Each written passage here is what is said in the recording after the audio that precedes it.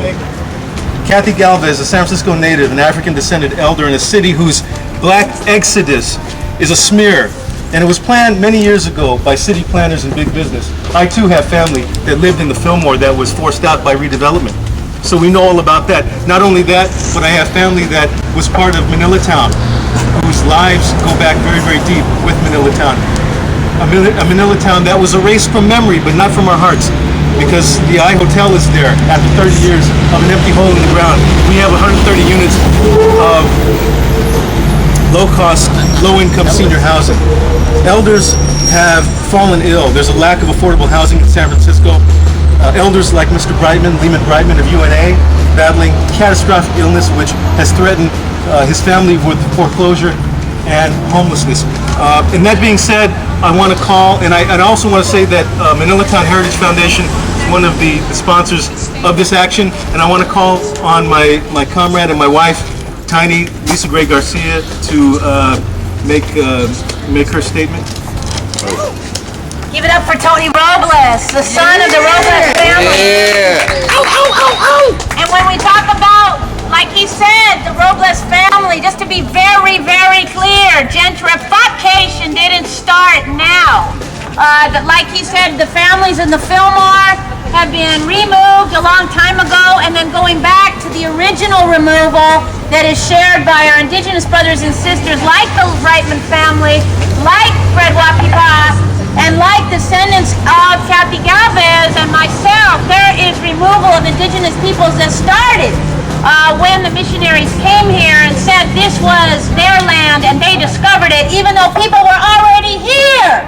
Oh. That same thing is happening now, but the colonizers wear jackets that say Chase and Wells Fargo. So let's be very clear, let's connect those dots.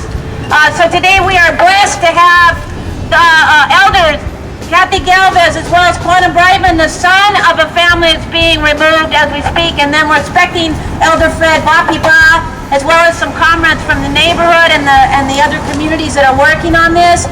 This event is being sponsored by Four Magazine, Eder Stelly Foundation, give it up, Manila Heritage Foundation, the Bayview newspaper, and all people trying to make sure that poor peoples are not forgotten.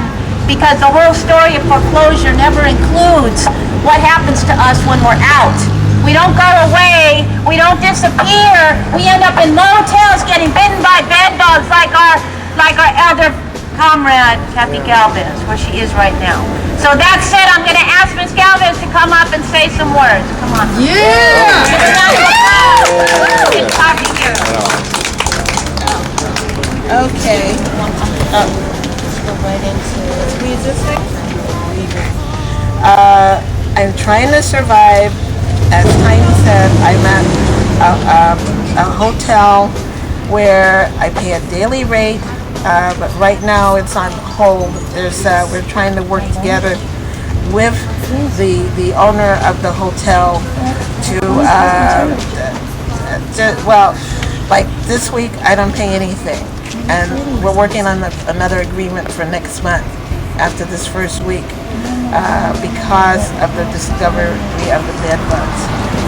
And because I have a big mouth and I was doing a lot of bed bug research, and I was going to go to the Department of Public Health and Department of Public Works, I was going to try to look at the hotel if they didn't do something. So they did something. They moved me to another location, which is better, quieter, more peaceful, and the daily rent is less, and I retain my renter's rights of after being there. So I want to call up my brother, a powerful indigenous leader, a son of another powerful indigenous scholar who's currently now dealing with foreclosure of his family home, and if it happens, he will be in the same position as Ms. Brightman. Quanah, come on up.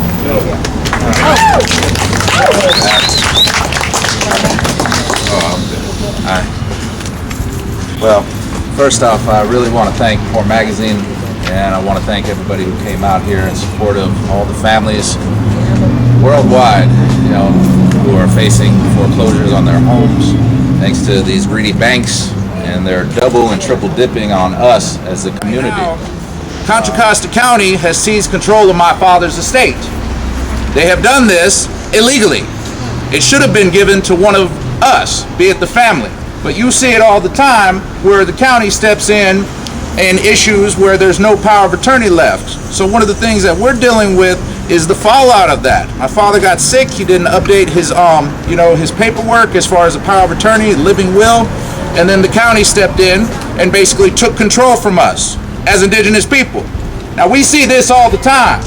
Every day they're telling us what to do, how to live, where to be removed, and this is another removal act that they're doing against us as the Brightman family, as indigenous people who are standing up for our rights, and it needs to be stopped.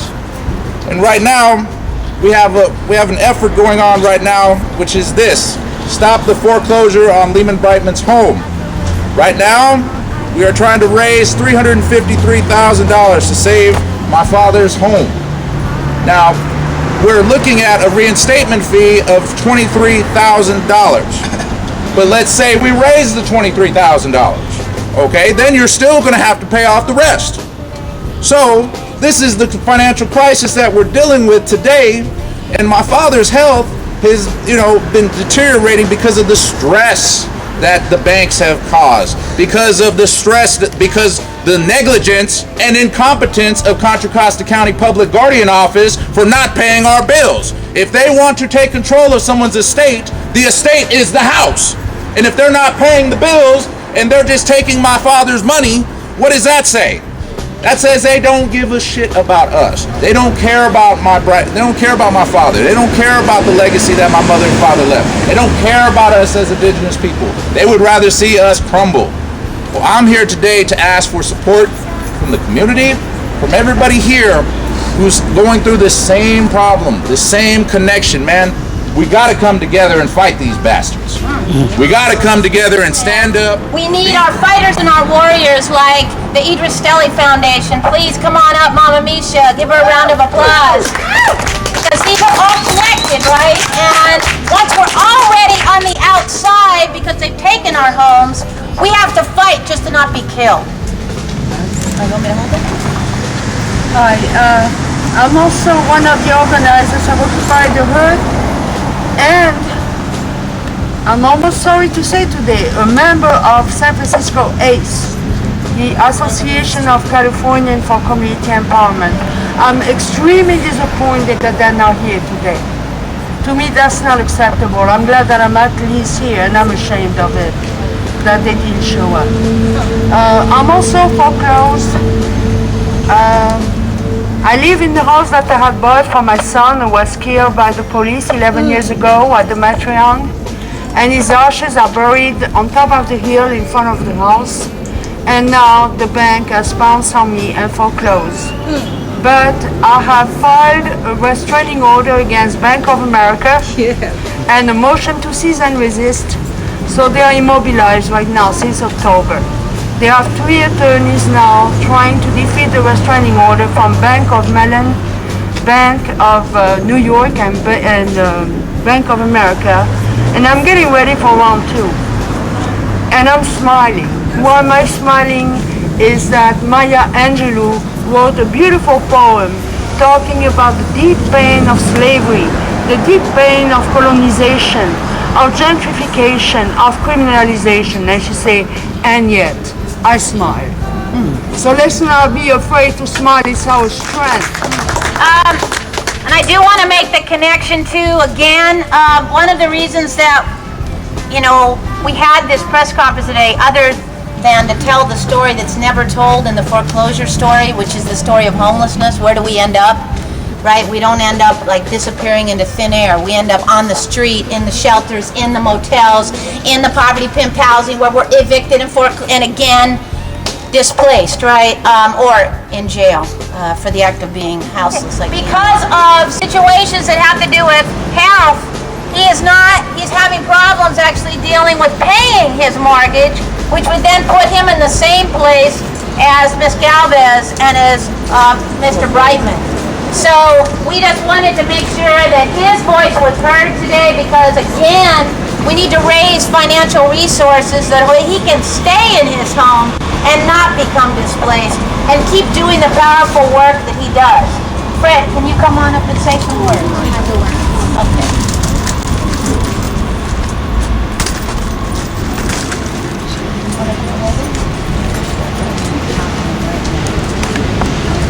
Oh, golly. Well, I've been out here 21 years and I've been married to my wife for 21 years, met her out here, and I'm from Oklahoma. And so indeed we can't pay, our total income for our month is my Social Security, which is a little over $600, and our house payments are $2,300, and my wife got downsized about 2 years ago, so she's handicapped, so we're stressed out. And we have a campaign going with Seven Circles Foundation, a foundation I started about 15 years ago. They want to put me on payroll as the president of the Seven Circles, and therefore I'd have a salary to pay our house payments and other debts. And thanks for nice people like you who really care, and stay sweet. Thank you very much. Thank you, Uncle Fred. Introduce yourself, hon. My name is Davina Estrella Ojai. I've been a family member of Poor Magazine for about 6 years now, 7 years. And I'm just so proud of the work that they're doing. And I wanted to bring Uncle Fred here to tell his story and bring light to the good works we deal with. So I'm going to ask my sister Mama, who's also a warrior, whose family has dealt with foreclosure, to come up. Come on up, Mama Viv. Give her a round of applause.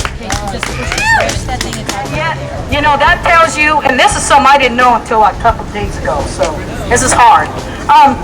This tells you that, you know, when I got foreclosed on the property that my mom owned, the bank just basically came in and kicked us out, and I ended up houseless from that point for 4 years, and with my kids to go into public housing. Now I'm in affordable housing that's being taken over by a poverty pimp, nonprofit industrial complex, RCD, a developer over in Berkeley who's gonna make us pay another, make us forced to pay another deposit and basically move us into a hotel and make us pay full rent while we're doing that, and I want the hell out of there. So I got my own issues going on, and I just want to say, you know, the bottom line of this is you got to do your research, all your stuff, get a lot of folks behind you and fight back those big systems, because we've had successful outcomes.